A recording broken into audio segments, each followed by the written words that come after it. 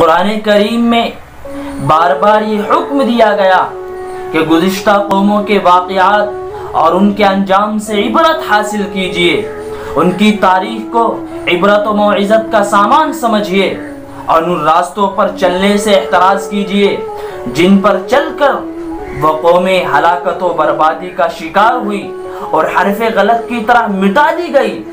وہ قومیں تو شرک و بت پرستی اور انبیاء کی نافرمانی کے ارتکاب پر زیر گرفت آئیں، لیکن اگر ہم خود مسلمانوں کی 1400 سالہ تاریخ پر نظر ڈالیں اور دنیا کے مختلف علاقوں میں ان کے عروج و زوال کی کہانی پڑھیں تو اپنے ملک کی موجودہ حالات میں بہت کچھ سیکھنے کو مل سکتا ہے۔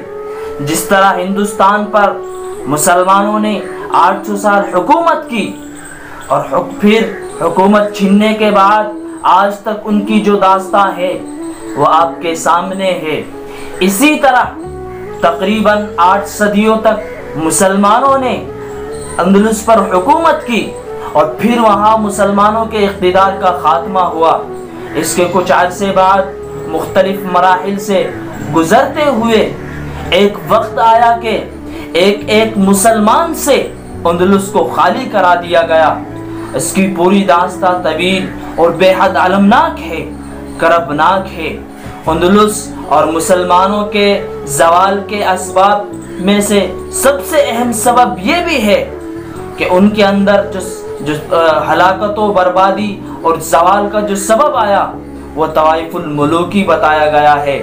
اندلس میں اسلام اور مسلمانوں کے استحکام اور اسلامی خلافت کے قیام کا صحرا امویوں کے سر ہے، لیکن 3 صدیوں تک حکومت کرنے کے بعد جب امویوں میں کمزوری آ گئی اور بالآخر 422 ہجری میں حکومت پر ان کی گرفت ختم ہو گئی تو وہاں پر مختلف نسل کے مسلمان کی چھوٹی چھوٹی اور کمزور حکومتیں قائم ہوئی جنہیں ملوک الطوائف کے نام سے یاد کیا جاتا ہے۔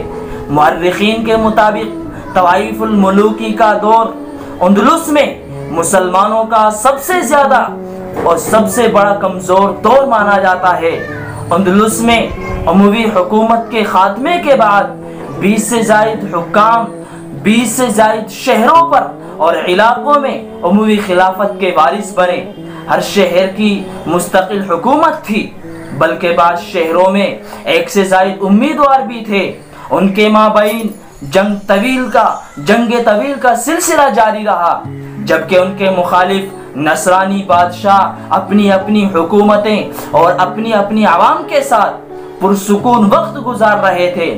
نصرانیوں نے ان بادشاہوں کو ایک دوسرے کے خلاف فرق لانا شروع کر دیا اور اسی طرح اسلام اور مسلمانوں کی عزت و وقار کو زبردست ٹھیس پہنچی۔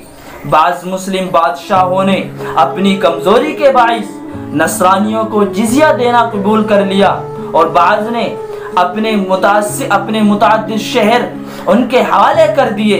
یہ لوگ عیسائی بادشاہوں کے جزیت پیش کرتے تھے جن کی مقدار ہمیشہ بڑھتی رہتی تھی اور اس رقم سے وہ تمام مسلم ملوک طوائف الملوکی کے خاتمے کا منصوبہ بناتے تھے۔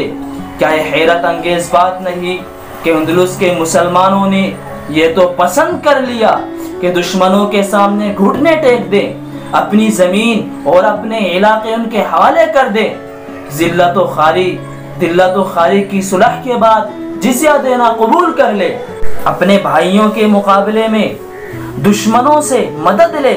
یہ سب آسان اور ممکن تھا، لیکن اقتدار کی محبت اور اتحاد و اتفاق کے ساتھ اللہ کی رسی کو مضبوطی سے پکڑنے میں ان کو عار ہوتی تھی، رکاوٹیں تھی، اندیشے تھے۔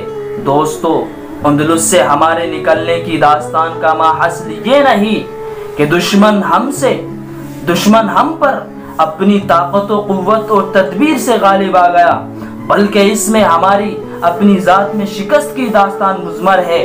ہم اپنے ہاتھوں ضائع ہوئے، جس طرح بعض جانور ایک دوسرے کو کھا لیتے ہیں، اسی طرح آج ہمارا بھی یہی حال ہے کہ ہم ایک دوسرے کی ٹانگ کھینچنے میں لگے ہوئے ہیں۔ آج اس نازک وقت میں اور نازک حالات میں مسلک اور مشرب کے تحفظ سے کہیں زیادہ دین و ایمان کے تحفظ کی ضرورت ہے۔ اختلاف کو اتفاق پر غالب نہ آنے دے۔ نوجوان سے میری خاص التجا ہے کہ افتراق و انتشار کی شکار ملت کی کشتی کو ڈوبنے سے بچانے کے لیے آگے آئے۔